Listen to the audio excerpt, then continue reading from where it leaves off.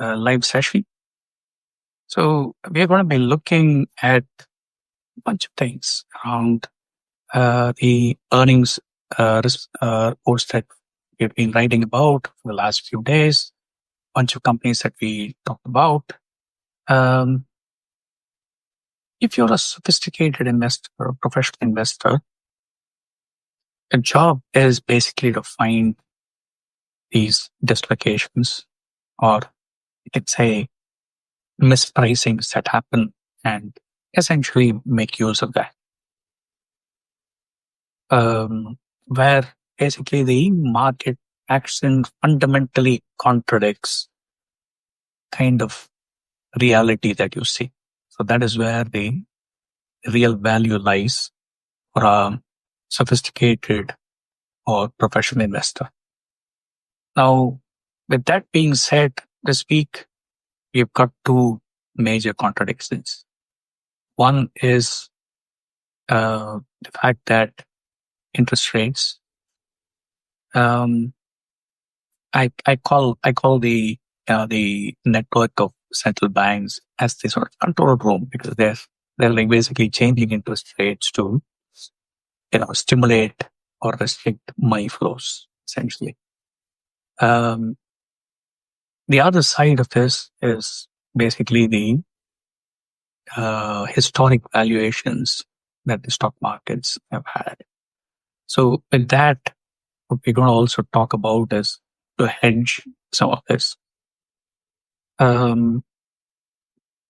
I call it almost like a great decoupling, which is taking place currently.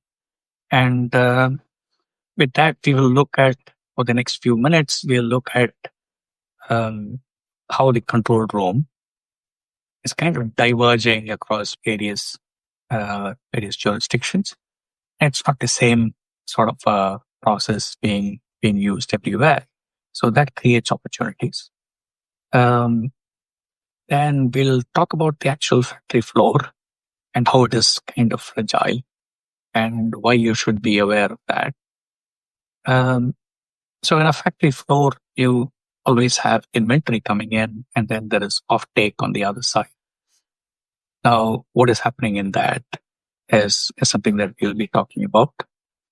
And then the kind of structural hedges that are possible currently, and why investing in that is the right method going forward.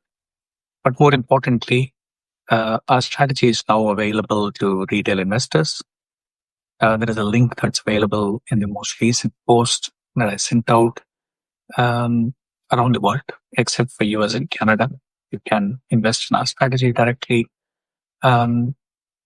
Secondly, for sophisticated professional investors, get in touch with us, and we can take you through the investment process into our fund.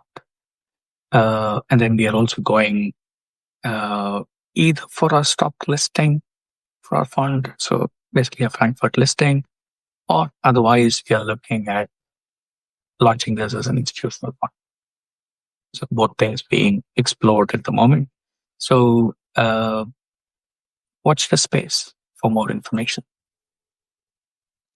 Going into the kind of details right now, first of all, looking at the control room itself, the Fed is pretty much playing catch up right now, and particularly because of this government shutdown, there is very limited information at hand. So, as I said, the markets have been playing blind. So the Fed is also restricted in what they can do. But then you have essentially a softening labor market. Employment growth is kind of slowing down. But based on that, is there a need to ease liquidity? Now, looking at what is happening in Europe, both the ECB as well as the Bank of England have been on an easing mode since last year. Literally started last year.